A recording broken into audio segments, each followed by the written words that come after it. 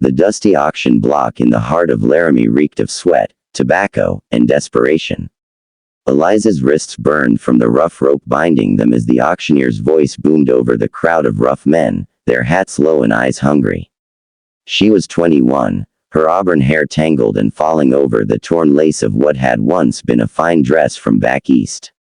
The Virgin, they called her, mockingly, cruelly, because the slavers who'd dragged her from the wagon train had boasted she was untouched, worth more that way. She twisted against the post, heart hammering, scanning the faces for any shred of mercy. There was none. Bids rose like vultures circling carrion. $50. 75. 100. Her stomach churned. She tasted bile. When the bidding slowed at 140, she couldn't bear it anymore. Panic surged through her like wildfire. As the auctioneer raised his gavel, she yanked hard, the rope fraying just enough from hours of secret rubbing against the post. It snapped. She bolted. Gasps rippled through the crowd. She darted between startled men, bare feet slapping the dry earth, skirts hiked in her fists.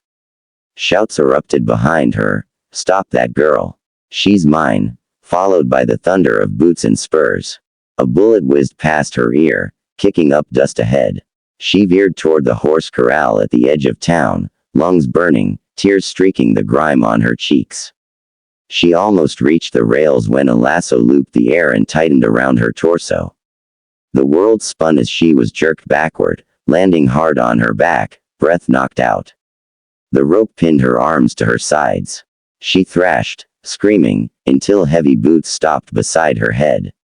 The man who looked down at her was tall, broad-shouldered, his face shadowed by a wide-brimmed black hat. A dusty trail coat hung open over a faded blue shirt, and a revolver rode low on his hip. His eyes were storm gray, unreadable. The crowd gathered, laughing, jeering. "That's enough," he said quietly, but his voice cut through the noise like a blade. He turned to the auctioneer. "I bid 180, cash." The auctioneer blinked, then grinned greedily. 180 to Mr. Caleb Whitaker.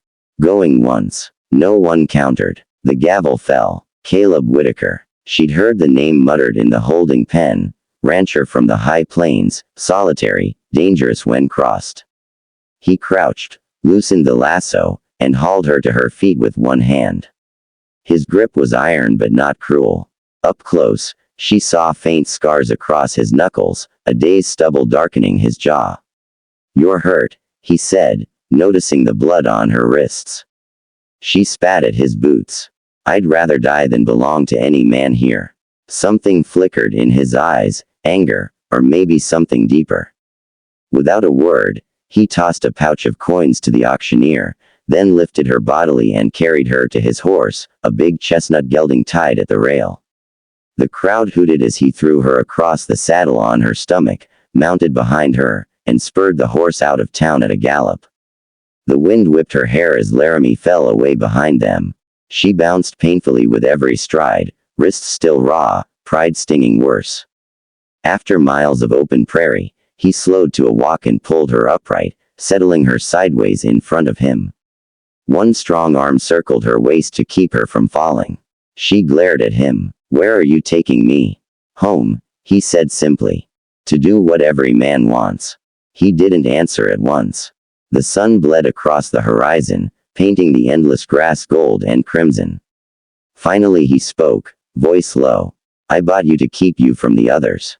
That's all you need to know for now." Night fell as they rode into the foothills.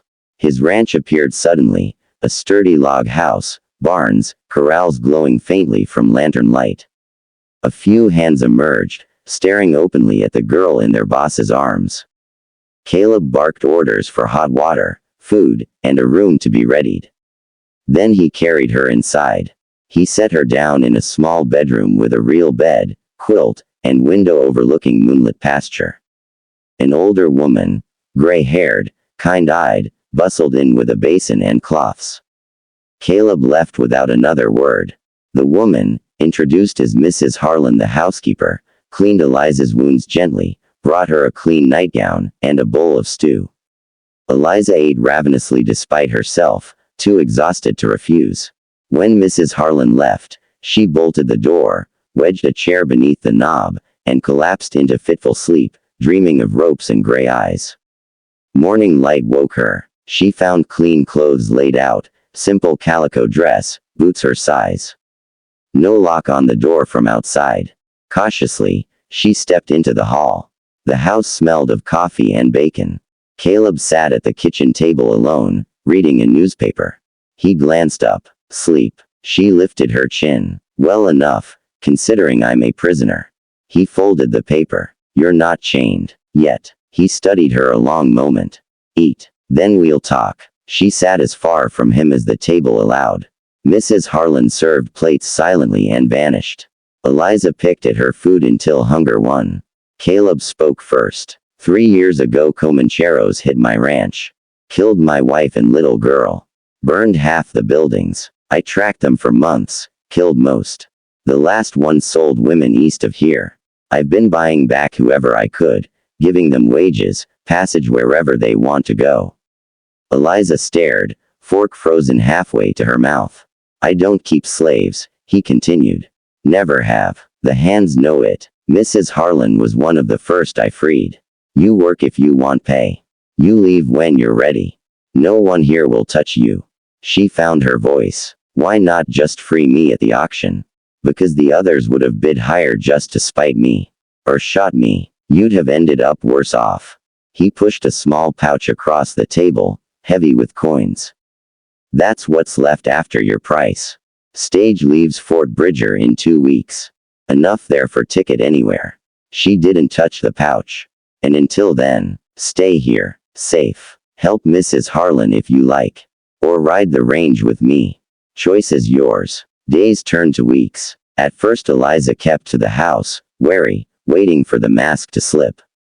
It never did. Caleb was gone from dawn to dusk, working alongside his men, speaking little.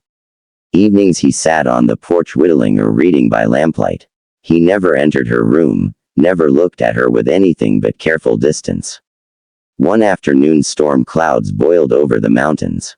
Caleb rode in early, shouting for the hands to secure livestock. Lightning cracked. Rain lashed sideways. Eliza watched from the window as he wrestled a panicked mare into the barn. The wind tore his hat away. Rain plastered his shirt to his back. Something twisted in her chest.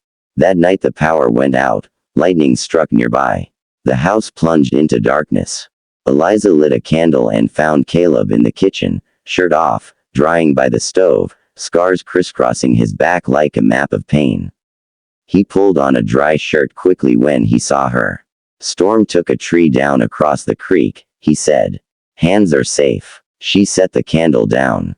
You're back, Comancheros. He nodded once. Without thinking, she stepped closer, fingers brushing an old scar on his shoulder.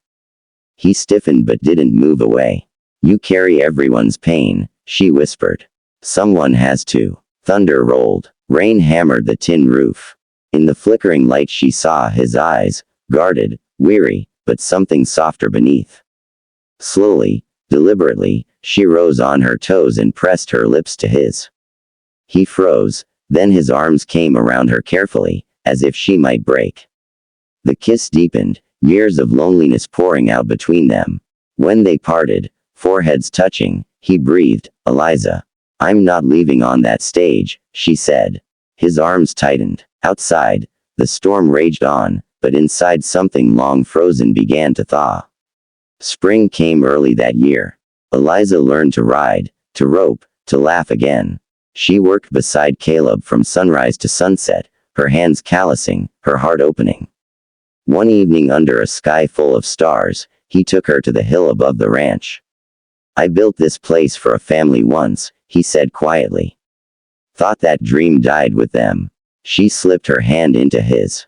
Dreams can come back different. Stronger. He turned to her, eyes shining. Marry me, Eliza, not because I bought you. Because I can't imagine these hills without you anymore. Tears blurred her vision as she nodded. He kissed her then, slow and reverent, the vast Wyoming sky bearing witness.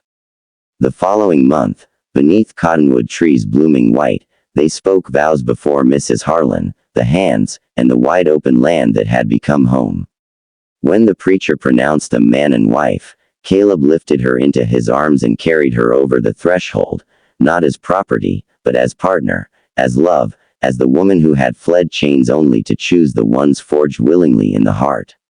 Years later, children's laughter echoed across the ranch, and Eliza would sometimes stand on the porch watching Caleb teach their son to rope, their daughter perched on the fence cheering.